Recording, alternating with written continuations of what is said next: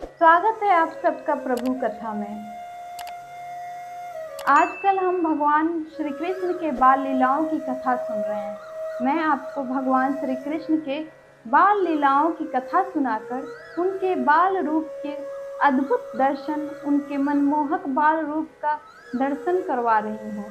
तो आज भी कथा में हम भगवान के एक बाल रूप की कथा सुनेंगे और उनके एक मनमोहक छवि का दर्शन करेंगे। तो आज भी हम कथा में बाल गोपाल के एक ऐसी ही अद्भुत कथा का दर्शन करेंगे और कथा सुनेंगे। भगवान के बाल लीलाएं बहुत सारी थी, बहुत सारी बाल लीलाएं उन्होंने की थी। उन्हीं में से एक और लीला थी जो एक अद्भुत लीला के रूप में जानी गई, जिसमें भगवान ने किसी का उद्धार किया। भगवान ने उसका वध करके उसका उद्धार किया। वो कौन सी कथा थी, आज मैं आपको सुनाऊंगी। भगवान श्री कृष्ण ने अपने बाल लीलाओं में एक लीला अद्भुत की थी, वो था पूतना वध। पूतना का वध करके, पूतना का उद्धार करके भगवान ने एक अद्भुत लीला हमारे सामने प्रस्तुत किया था। तो भगवान ने वो लीला कैसे की थी, क्यों की थी, कैसे पूतना वध करके पूतना का उद्धार किया, आज मैं अपनी कथा में ये सब आपको बताऊंगी।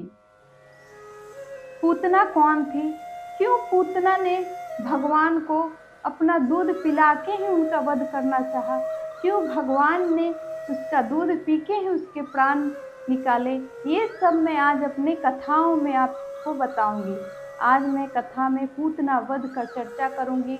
पूतना वध करके भगवान श्री कृष्ण ने, बाल गोपाल ने, हमारे कृष्ण कन्हैया ने किस तरह पूतना का उद्धार किया, ये मैं आज आप सबको अपनी कथा में बताऊंगी। जब कंस को ये पता चला कि देवकी का 8वां संतान अभी जिंदा है और वो गोकुल में ही कहीं है, तो कंस ने सोचा कि जल्द से जल्द मैं उसका वध कर दूं, जल्द से जल्द मैं अपने काल का वध कर दूं, जिससे मेरे काल से मुझे जो भय है, जो डर है, वो खत्म हो जाए।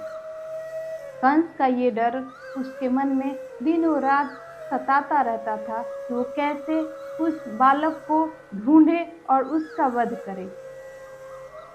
इसीलिए कंस ने पूतना को बुलाया। पूतना कंस की मुंह बोली बहन थी, जो राक्षस थी।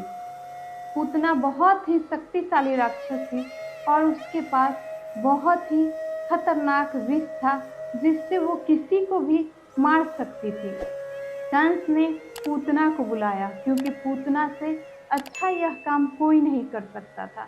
इसलिए कंस ने पूतना को बुलाकर और पूतना से कहा कि तुम गोकुल जाओ और जितने भी नवजात शिशु हैं, जितने भी नवजात बच्चे हैं, सबको ढूंढ ढूंढ के मारो, क्योंकि हमें ये नहीं पता है कि देवकी का पुत्र कहाँ है, कौन है, वो कहाँ रह रहा है इस वक्त। इसलिए जितने भी नवजात शिशु हैं तुम उसको मारो और उसमें जो देवकी का पुत्र है उस बालक को ढूंढो जो मेरा काल है और उसको जल्द से जल्द खत्म कर दो। जब ये बात पूतना ने सुना तो बोला, ये तो मेरे लिए बहुत आसान काम है, क्योंकि मैं तो इसमें माहिर हूँ, क्योंकि मेरे पास एक ऐसा विष है जिसको मैं अपने दूध से, अपने स्तनपान कराने से उस बच्चे को मार सकती हूँ। कंस ने यह काम करने के लिए पूतना को भेजा। पूतना गोकुल गई। जब पूतना गोकुल गई तो उसे समझ नहीं आया कि कौन सा ऐसा बच्चा है जो कंस का वध करने वाला है, क्योंकि गोकुल में बहुत सारे नवजात बच्चे थे, बहुत सारे नवजात शिशु थे जो बहुत छोटे थे। तो पूतना को समझ नहीं आ रहा था कि वो कौन सा बच्चा है जो कंस का वध करने वाला है, कंस का काल है। फिर पूतना ने क्या किया, गोकुल के जितने नवजात शिशु थे, जितने छोटे बच्चे थे, सबको उठा कर ले जाती और उन सब बच्चों को मार देती। ऐसे ही 2-4 बच्चे, 10 बच्चे को रोज मारा करती थी। ऐसे ही चलता रहता था। गोकुलवासी बिल्कुल डरे और भयभीत थे। भगवान श्री कृष्ण बाल रूप से ही अपनी लीलाएं शुरू कर दिए थे। भगवान ने जब ये देखा कि पूतना सभी बच्चों को धीरे धीरे करके मार रही है, भगवान ने सोचा इस तरह तो पूतना मेरी सभी बाल सखाओं को मार देगी, फिर मैं जब बड़ा होऊंगा तो मेरा कौन सखा रहेगा, कौन मेरे साथ खेलेगा। इस तरह भगवान कृष्ण ने एक माया रची। भगवान ने अपने माया द्वारा पूतना को नंद बाबा के घर की ओर बुलाया। पूतना नंद बाबा के घर की ओर जाने लगी, क्योंकि पूतना को सिर्फ भगवान श्री कृष्ण के बाल रूप का आवाज, रोने की आवाज, हंसने की आवाज सुनाई देने लगी और पूतना उसी तरफ खींची चली जाने लगी। जब पूतना नंद बाबा के घर की ओर गई तो खिड़की से उसने देखा कि यशोदा मैया भगवान कृष्ण को, बाल गोपाल को अपने गोद में बिठाए हुए हैं। तो पूतना समझ गई कि जरूर यह बालक ही कंस का वध करने वाला है, यह बालक ही कंस का काल है। क्योंकि पूतना ने जब भगवान के बाल रूप को देखा तो एक अद्भुत छवि थी, एक मनमोहक छवि थी। पूतना को लगा कि मैंने बहुत सारे बालक देखे हैं, लेकिन इस बालक की छवि बिल्कुल अद्भुत है, बिल्कुल मनमोहक है। इस तरह पूतना ने जब देखा कि यह बालक ही, वो मुझे ऐसा लग रहा है कि ये बालक ही भगवान है, शायद ये बालक में कोई दैविक शक्ति है जिससे वो कंस का वध करेगा। अब पूतना षड्यंत्र बनाने लगी। भगवान ने भी अपनी माया का प्रयोग किया। भगवान ने माँ यशोदा के गोद में सोने का नाटक किया, जिससे मैया को यह लगे कि उसका लल्ला सो चुका है। मैया ने जब देखा, अरे लल्ला तो सो चुका है, यशोदा मैया ने भगवान श्री कृष्ण को, बाल गोपाल को उठाया और पालने में सुला दिया और फिर अपने कामों में लग गई। जैसे ही पूतना ने देखा कि कृष्ण अकेले हैं तो सोचा यही सही समय है इस बालक को यहाँ से उठाने का, और वो घर के अंदर गई और भगवान श्री कृष्ण को अपने गोद में उठा लिया और गोद में उठा के बाहर चली गई। जैसे ही वो बाहर गई, उसने अपना राक्षसीय वेश ले लिया, क्योंकि वो पहले एक सुंदर स्त्री के वेश में गोकुल में प्रवेश करी थी। जैसे ही वो राक्षसीय वेश लेके आसमान मार्ग में उड़ने लगी, सारे गोकुलवासियां देखने लगे और शोर मचाने लगे और उस राक्षसी के पीछे दौड़ने लगे। मैया यशोदा ने जब यह शोर सुना तो उनको थोड़ा आश्चर्य हुआ। वो सबसे पहले अपने पालने में देखने गई कि अरे मेरा लल्ला कहाँ है। जैसे ही मैया ने पालने में देखा, लल्ला तो पालने में था नहीं। अब मैया बिल्कुल घबरा गई और रोने लगी, मेरा कान्हा कहाँ गया। मैया ने सोचा मेरा कान्हा कहाँ गया। मैया को लगा कि कान्हा को जरूर किसी ने उठा के ले गया। अब मैया भी दौड़ने लगी गोकुलवासियों के साथ साथ। वो राक्षसी पूतना भगवान को अपने गोद में उठाए जंगल की तरफ चली गई और जंगल में जाके आराम से बैठ के वो अपना स्तनपान कराने लगी, अपना दूध पिलाने लगी।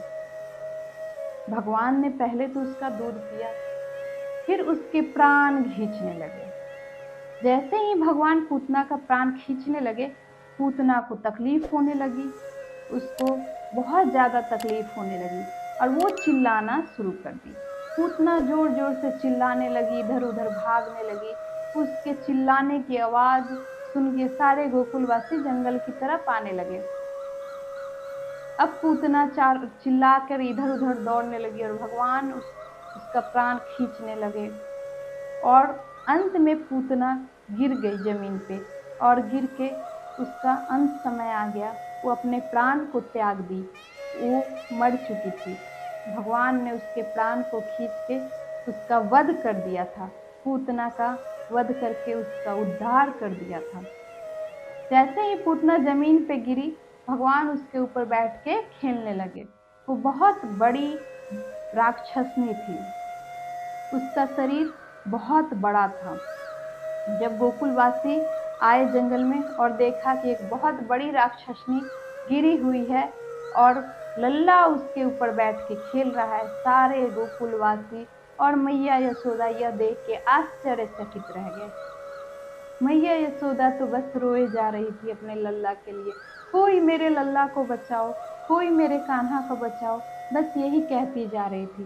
गोकुलवासी धीरे धीरे गए और राक्षसनी के शरीर से लल्ला को उठाया, भगवान कृष्ण को गोद में उठा लिया और लाके मैया यशोदा को दे दिया। मैया यशोदा रोते रोते अपने लल्ला को मेरा लल्ला ठीक है कह के गोद में उठा के और प्यार करने लगी।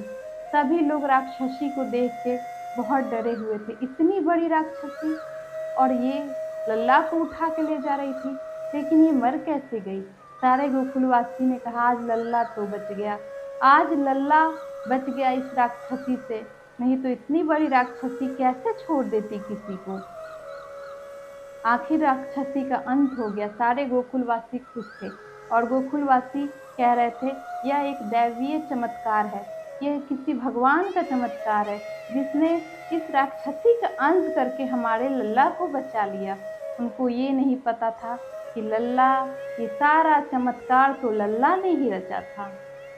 इस तरह पूतना का वध हुआ, भगवान ने पूतना का वध किया।